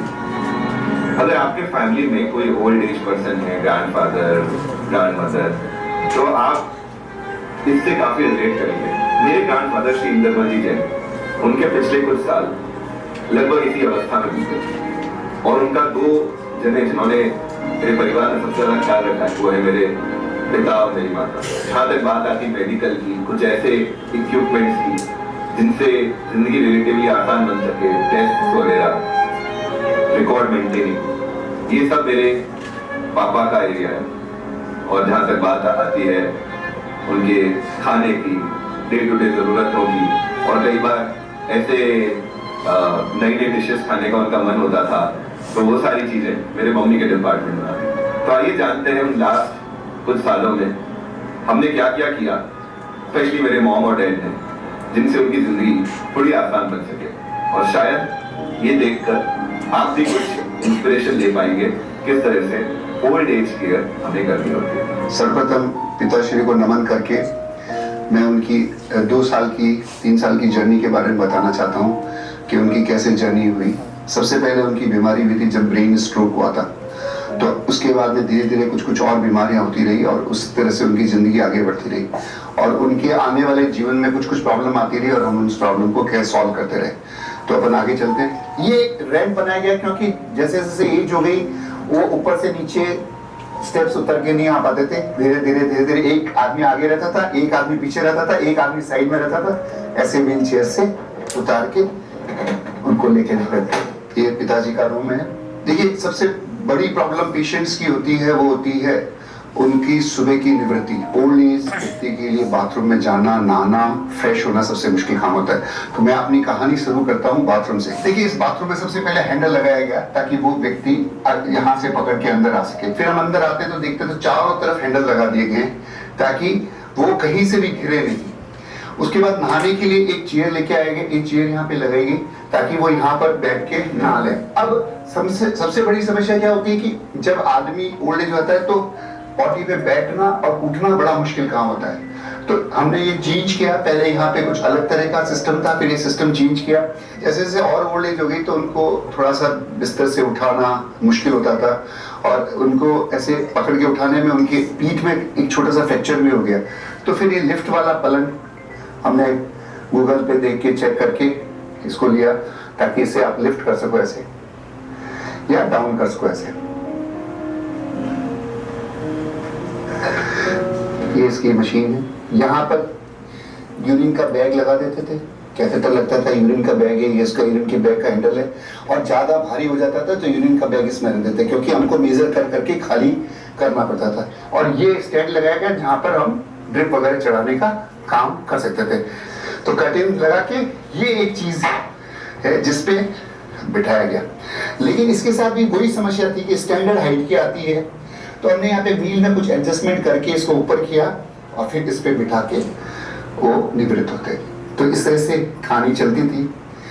आज पापा जी नहीं है, लेकिन उनकी याद में कुछ चीज़ें आपको बताना चाह रहा हूँ, जो बताता हूँ। एक और चीज़ बताना चाहता हूँ कि वो उनका एक टेलीफोन, ये टेलीफोन बेसिक टेलीफोन है जो यूके से इंपोर्ट किया गया, क्योंकि इसमें अच्छी साउंड रहती है। ये टेलीफोन सुबह ऑफिस में चला जाता था और शाम को घर पे आता है। वो उनकी टेलीफोन डायरिया रहती है जिसमें वो हमेशा दिवाली पर और न्यू ईयर पर कम से कम भी 100 कॉल किया करते थे। ये उनका सुबह का रूटीन था, जब वो बाहर बैठ के ये थोड़ा एक्सरसाइज ऐसे हाथ से घुमा के कुछ किया करते थे। चलना उसके लिए मुश्किल था, तो वॉकर भी था हमारे पास में। फरवरी 2020 में उनको एक ब्रेन स्ट्रोक आया था, तो हम लोग गोयल हॉस्पिटल में भर्ती रहे थे, नवजीवन में भी कुछ समय भर्ती रहे थे। फिर वहाँ पे करीब करीब हम लोगों ने 10 से 15 दिन बिताए। दादा खेल रहे मत, लेकिन वो बहुत एक्टिव थे, इसलिए मुझे समझ में आया कि अगर इनको वैसे ही स्टिल रख दिया तो बहुत मुश्किल काम हो जाएगी। तो हमने उनकी ब्रेन स्ट्रोक के बाद में फिजियोथेरेपी करने के बाद में हमने एक लिफ्ट खरीदी, और वो लिफ्ट इस तरह की है और इसी से नीचे जा सकते थे, और प्लस रिमोट से भी। मैं पहली बार बैठ रहा हूँ इसमें तो ये सफर चालू हुआ ऑफिस की तरफ। ऑफिस जा रहे हैं, और उसके साथ साथ में भी वहां पर कुछ प्रॉब्लम्स होती थी कि कभी चार्ज नहीं होता था, तो उसके लिए बिजली का कुछ कनेक्शन बनाया गया, सिस्टम बनाया गया ताकि वो वहां पे प्रॉब्लम ना हो। आगे चलते हैं, आइए। यहाँ के बैठने के बाद में नीचे ये एक पिलो रहता था, उस पिलो पे अब उनके पैर रखे जाते थे ताकि वो कंफर्टेबल रहे। और ये इसलिए लगेगी कि वो धीरे धीरे गर्दन का झुकना मुश्किल हो रहा था, ताकि वो इससे आराम से अपना काम कर सके। प्लस उनकी एक फेवरेट बुक थी लेबर लॉ एडवाइजर, जो सामान्यतः पढ़ते थे। क्योंकि मैं वास्तु जानता हूँ, तो उनकी सारी मेडिसिन घर के नॉर्थ ईस्ट और नॉर्थ ईस्ट में रखी जाती है। तो ये मेरा मेडिसिन सेक्शन है। इसके साथ में यहाँ पर इनकी सारी मेडिसिन पड़ी हुई है। सबसे इम्पोर्टेंट ये है कि इनकी ये मेडिसिन, सोमवार की मेडिसिन ऐसे पूरी एक वीक की, 1 2 3 4 5 6 और 7, ऐसे मेरे पास टोटल 2 वीक के सेट थे। इसके अलावा ये जो मेडिसिन है ये स्टॉक है। इसके अलावा सब कुछ तेल है, कुछ टॉयलेट के लिए मेडिसिन है। इसके अलावा देखिए ये एक स्पेशल मेडिकल बॉक्स है जहाँ इमरजेंसी की दवाएं रहती थी। देख, जब उनको 6 तारीख को हॉस्पिटल में एडमिट किया तब हमने सब इमरजेंसी दवाई लगाई। अब मैं एक इंटरेस्टिंग चीज बताता हूँ, ये पापा का स्कूल बैग है, जिसे वो नहीं उठाते थे, मैं उठाता था। जब भी हॉस्पिटल जाता था ये बैग मेरे कंधे पे इस तरह से रहता था, ये बस। और इसमें पानी की बोतल, इनकी क्रेटिनाइन के बारे में बताना चाहूंगा, जो किडनी की प्रॉब्लम होती है। तो किसी जमाने में 3.87 क्रेटिनाइन था, जो जाके 0.88 हो गया। ये बिल्कुल आश्चर्य है, बिल्कुल आश्चर्य। इवन सोनोग्राफी की रिपोर्ट में भी कहा गया कि उनकी किडनी बिल्कुल ठीक हो चुकी है। ये बहुत ही आश्चर्य की बात है। ज्यादातर नवजीवन हॉस्पिटल जाते थे, जनरली वहां से रिवर्ट होना मुश्किल होता है, पर ईश्वर की कृपा थी कि वहां से वो रिवर्ट हो गया। चलते हैं, अपन बाहर चलते हैं जहाँ पे वो शाम अपनी बिताते थे। तो शाम को वहां पे बैठ जाया करते थे, इसके नीचे एक स्टूल रखते थे और अपने पैर उसके ऊपर रख के बैठते थे और अपना इवनिंग अच्छे से निकालते थे। इससे शाम को 1 घंटा बिताते थे।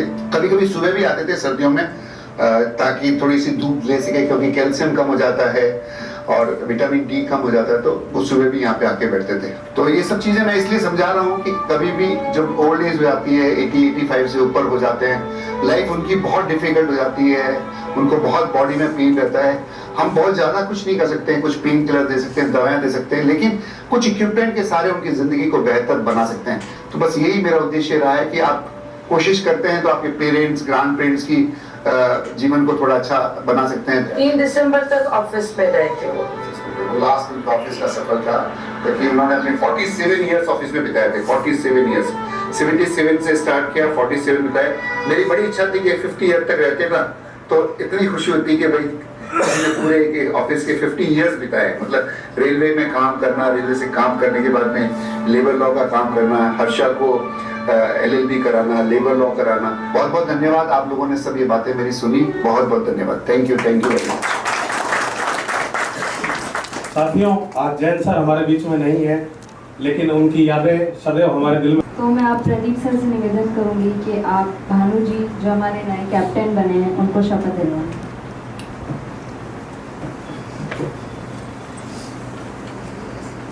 मैं हेमंत यादव ईश्वर की शपथ लेता हूँ, मैं अपनी संस्थान के कैप्टन के रूप में अपने कर्तव्यों का पालन पूर्ण शुद्ध अंतःकरण से निर्वहन करूंगा। मैं अपने कार्यकाल के दौरान अपने सभी क्लाइंट्स को उच्चतर स्तर की सर्टिफिकेशन लेवल की सेवाएं दूंगा। मैं सभी क्लाइंट से सौहार्दपूर्ण रिश्ते रखूंगा। मैं स्वयं अनुशासित रहूंगा तथा साथियों को भी अनुशासित रहने की प्रेरणा दूंगा।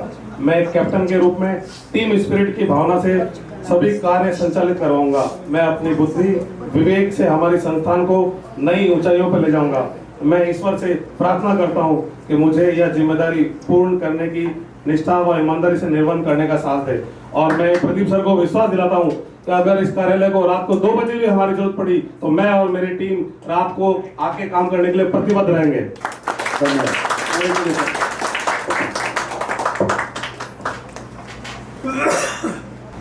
अब टाइम आ गया है साल के 3 हीरोज चुनने का जिन्होंने इस साल अपना बेस्ट दिया है। तो मैं सर से निवेदन करूंगी कि आप मंच पर पधारें और बेस्ट एम्प्लॉइज के नाम अनाउंस करें। पहला नाम है भूपेंद्र देव और बेस्ट टेक्निकल अचीवमेंट।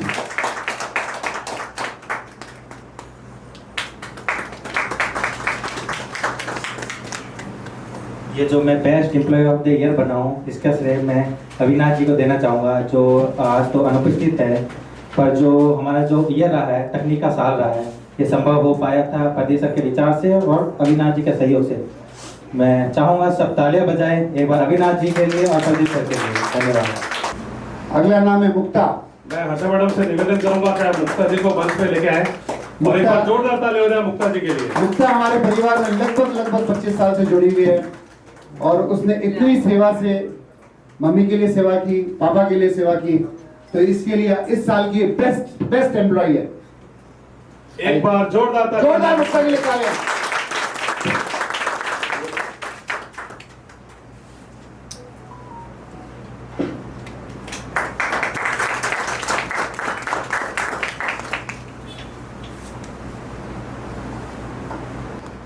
जो हाईएस्ट अटेंडेंस के साथ काम किए हैं उनका नाम है किरण कुमार।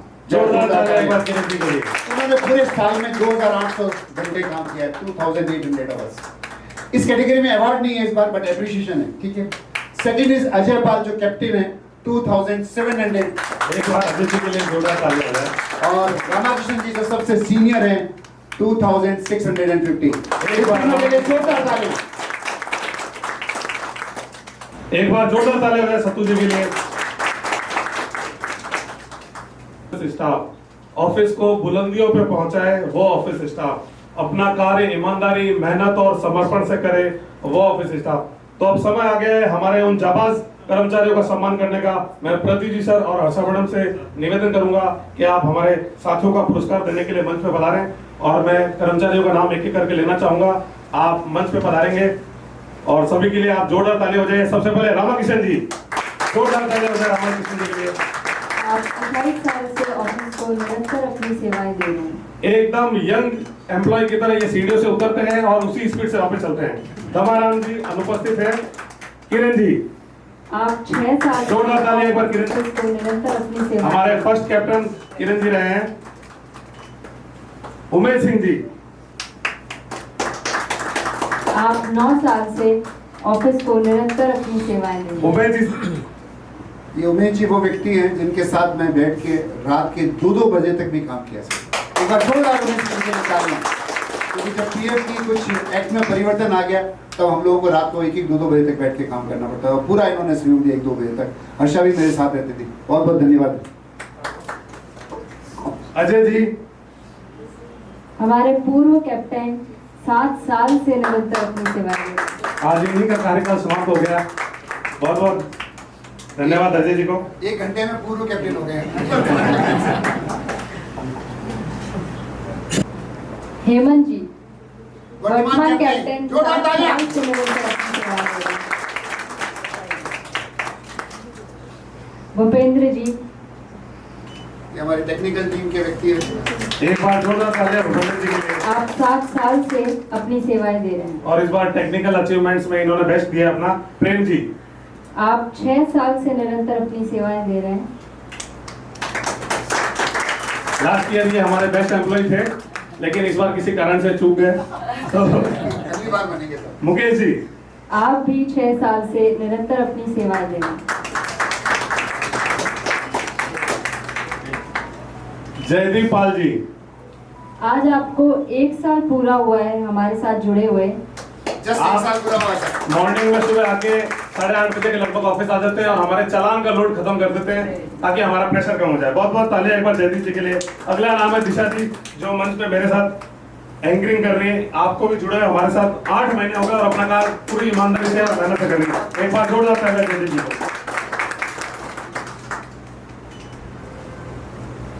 किसी भी ऑफिस के संचालन के लिए उनके सहायक कर्मचारियों का होना बहुत जरूरी है।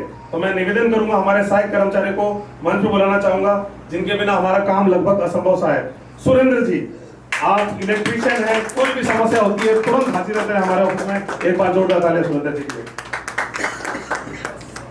मुक्ता जी, आपके हाथ की चाय हमारी थकान मिटाती है। मुक्ता जी मंच पे पधारिए। एक बार जोरदार तालियां मुक्ता जी के लिए। सत्तू जी और संजू जी, आप दोनों मंच पे पधारे।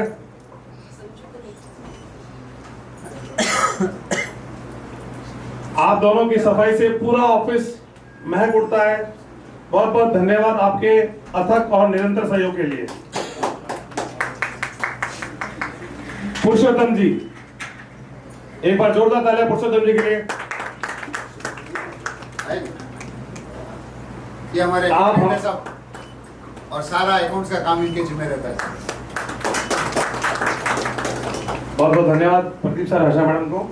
मैं संभव जी से निवेदन करूंगा कि आप मंच पे।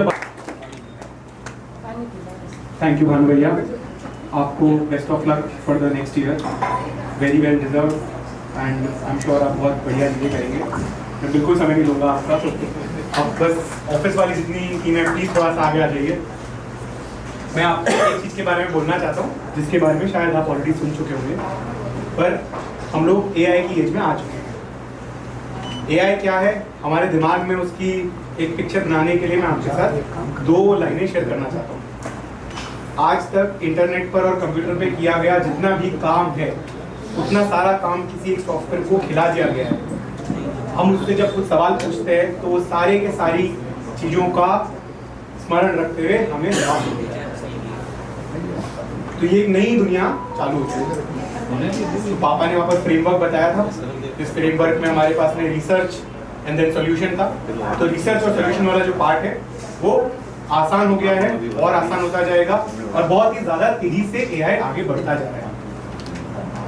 मैं पापा से सुनता हूँ कि हमारी टीम AI का प्रयोग करने लग गई है। हम इस मामले में आगे हैं दुनिया से, पर हमें आगे रहना है क्योंकि ये बहुत ही ज़्यादा चेंजिंग टेक्नोलॉजी है। और दूसरी बात ये है कि पहले के कोई भी टेक्नोलॉजी को यूज करने के लिए आपको तकनीकी ज्ञान की जरूरत होती है, आपको इंजीनियरिंग की नॉलेज की जरूरत होती है। इस टेक्नोलॉजी को यूज करने के लिए नहीं है। आप इस टेक्नोलॉजी से पूछ सकते हैं कि मैं आपको कैसे यूज करूं। एक ही चीज की आवश्यकता है, जैसा पापा ने कहा, क्वेश्चन। और अगर हम क्वेश्चन करते रहेंगे, AI से पूछते रहेंगे, उनकी मदद से आंसर निकालते रहेंगे, तो हम अपना विकास, अपने संस्थान का विकास बहुत ज्यादा तेजी से कर सकते हैं। तो मैं चाहता हूँ कि आप सब इस डायरेक्शन में बढ़े। ये आप सबके लिए बहुत अच्छा होगा और संस्थान के लिए भी बहुत अच्छा होगा। और इस डायरेक्शन में थोड़ा सा प्रोत्साहन प्रदान करने के लिए हमारी तरफ से अगले साल 21,000 रुपये की एक राशि रहेगी, जो उस इंसान को दी जाएगी जिसने पूरे साल में AI का इस्तेमाल करते हुए सबसे अच्छा एक्सपेरिमेंट कंडक्ट किया होगा।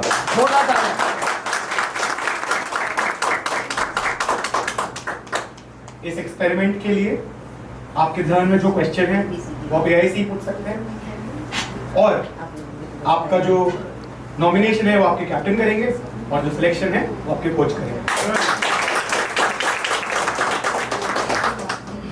कोशिश करेंगे कि आपके लिए कल एक छोटा समृद्धि का समृद्धि सेशन लेगी। हम कोशिश करेंगे कि कल आपके लिए एक छोटा सा एआई का सेशन भी करें, जिससे एआई की कुछ ताकत आपको दिखाई जा सके। ये सिर्फ एक शुरुआत होगी, बाकी एआई को समझना सबसे आसान तरीका यही है कि एआई से ही पूछा जाए। एआई आर्टिफिशियल इंटेलिजेंस है, ये एक सॉफ्टवेयर है, जैसे कंप्यूटर पे प्रोग्राम है। गूगल जैसी बहुत सारी चीजें हैं। आई का मतलब माता, माता को सब कुछ मुझे सब पता है। ए artificial eye intelligence future research है। तो पहले अपन लोग कंप्यूटर पे प्रोग्राम लिखकर कुछ काम करते थे, फिर उसके बाद में इंटरनेट आ गया। आप इंटरनेट से सवाल पूछ सकते हैं तो हमें नॉलेज दे देता है, अब हमारे लिए काम कर देता है। हम अगर उससे बोलें कि भाई मुझे कैलेंडर की ऐप बनानी है, तो पहले किसी कोडर को करना पड़ता था, अब वो पूरा के पूरा काम खुद कंप्यूटर कर देता है। तो ये एक नई दुनिया चालू हो गई है। तो क्या आंखों का ऑपरेशन भी कर देगा? मेडिसिन बता दे।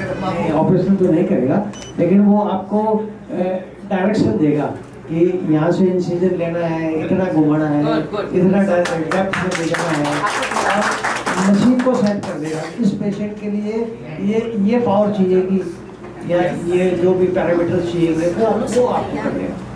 मेरी सोच नहीं है, but I think this is the future.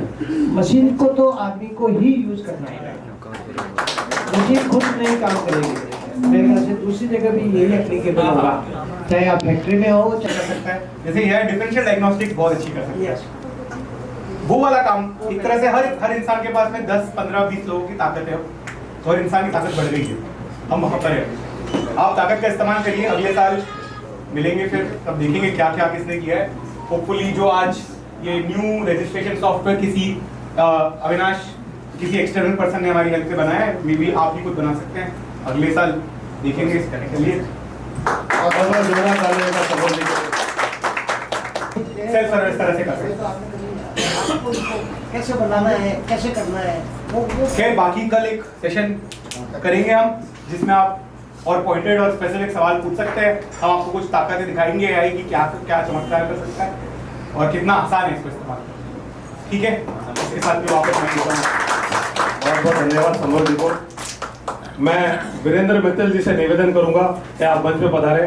आपने प्रदीप जी सर के साथ इंजीनियरिंग की है, मैं चाहूंगा आपके और प्रदीप सर के बारे में कुछ रोचक जानकारी दें, ताकि हम लोग जीवन में कुछ प्रेरणा ले सकें। एक बार ताली से स्वागत किया जाए वीरेंद्र मित्तल जी का।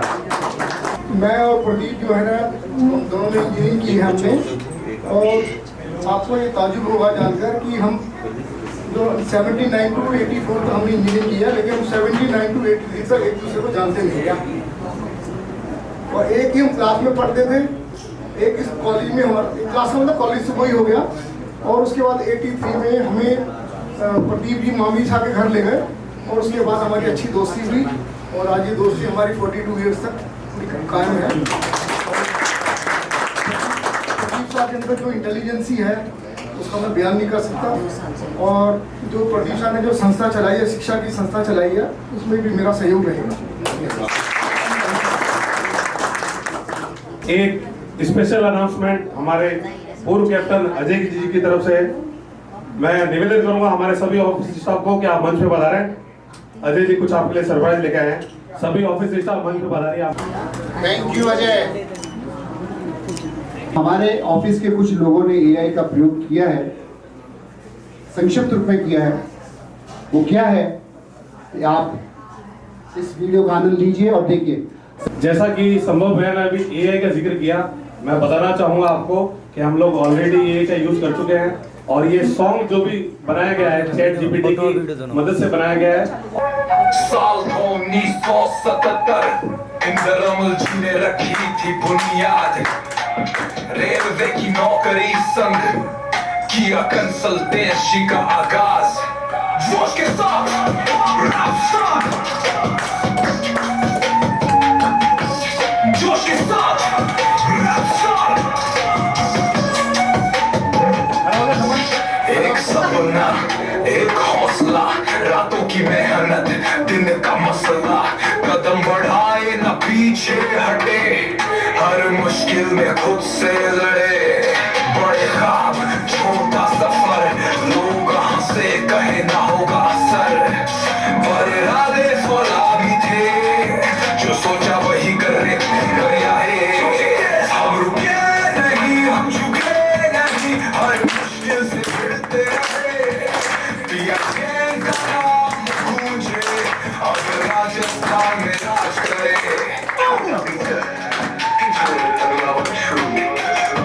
अभी प्रदीप सर की बारी है। फिर आए प्रदीप सर, नई रोशनी लाई, पुराने सिस्टम को ऑनलाइन कराई, कोई भी पेपर कोई भी फाइल, अब सब कुछ डिजिटल स्टाइल, हर शाम हमने भी जुड़ कर दिखाया, कानून और टेक्नोलॉजी अपनाया, अब मेहनत का रंग जमा, हर कॉर्नर में PIJ कदम, मेहनत की पहचान, राजस्थान की नंबर 1 ब्रांड, हम दमे नहीं, हम रुके नहीं, हर तूफान में भी दिखे सही, आज जो भी देख रहा, ये मेहनत की पहचान है, छोटे से सफर की अब बड़ी सी उड़ान है, हम रुके नहीं, हम झुके नहीं, हर मुश्किल से भिड़ते रहे, PIJ का नाम गूंजे, अब राजस्थान में राज करे।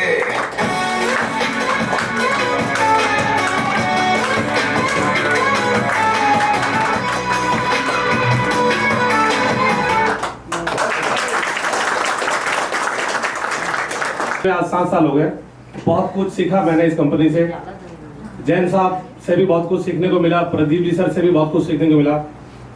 ये सॉन्ग जो बनाने का मेरा विचार था काफी समय से था। जैसे आप लोग देखते हैं कोई भी कंपनीज वगैरह की टैगलाइन होती है, कोई लोगो होता है, तो मेरे मन में काफी समय से ऐसा आ रहा था कि क्या हम लोग ऐसा कुछ कर सकते हैं जिससे अपने कंपनी का सॉन्ग बना सकते हैं। अब इतनी क्रिएटिविटी तो मेरे पास है नहीं कि मैं सॉन्ग बना सकूं। फिर एक रील स्क्रॉल करते हुए मैंने देखा कि उन्होंने बताया कि स्क्रिप्ट आप ChatGPT से ले सकते हैं और उसके बाद आप एक और ऐप है AI का, उससे सॉन्ग बना सकते हैं। तो मैंने काफी समय लगाया, स्क्रिप्ट लिखी, एग्जैक्ट स्क्रिप्ट मुझे लिखी, उसमें बताया गया कि भाई इंद्रमल जी जैन साहब जैसा सर ने बताया कि आप पहले रेलवे में थे, उसके बाद आपने कंसल्टेंसी शुरू की, सफर में आगे बढ़ते रहे। फिर जैसा कि प्रदीप सर भी कई बार बताते हैं कि प्रदीप सर आए, उन्होंने ज्वाइन किया, ऑफिस को ऑनलाइन आपने किया, तो मैं चाहूंगा एक बार जोरदार तालियां प्रदीप जी सर के लिए।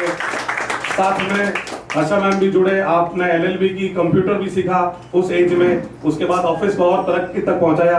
तो मैं चाहूंगा एक बार जोरदार प्रदीप सर, हर्षा मैडम के तालियां बजाइए। और इसी के दौरान ये सॉन्ग जनरेट हुआ, तो कैसा लगा आपको सॉन्ग?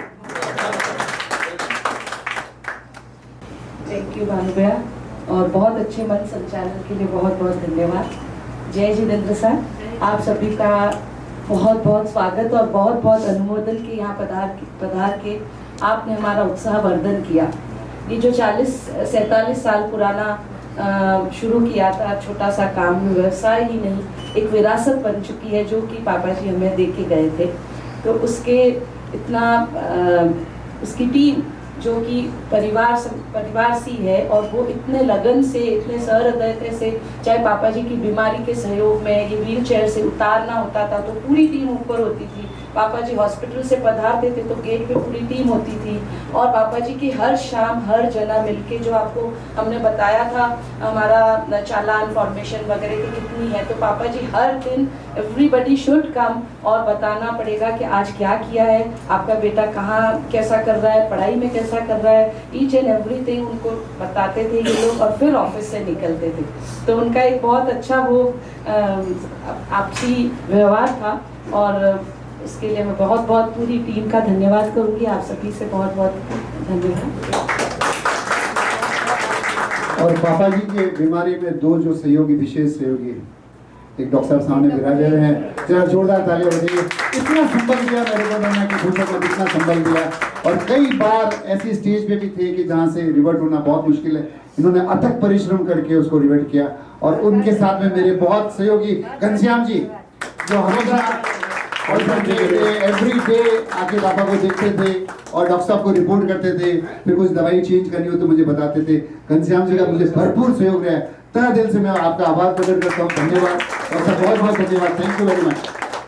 चलिए साहब, आपको प्रोग्राम अच्छा लगा तो कितना स्टार है वो दे दीजिए जरा, 5 स्टार, थैंक यू। और मैं आपको बताना चाहूंगा कि जितनी भी पीपीटी बनाई गई है, ऑफिस में बनाई गई है, सारी हम लोगों ने मेहनत की है और उसमें बहुत सारा समय भानु भैया ने लगाया है। पीपीटी बनाते, फिर मैं कुछ करेक्शन करता, फिर करेक्शन होते, ऐसे करते करते जो रूपरेखा आपके सामने आई वो अंतिम रूप से रूपरेखा थी। आज सुबह तक भी कुछ करेक्शन किया गया कि ये करेक्शन और है, छोटा सा करेक्शन करके लाओ, वो भानु भैया फिर करेक्शन करके लेके आए। बहुत बहुत धन्यवाद भानु भैया and all the best for your next captaincy. Thank you very much, thank you. अब आप सभी को भोजन के लिए आमंत्रित करता हूँ।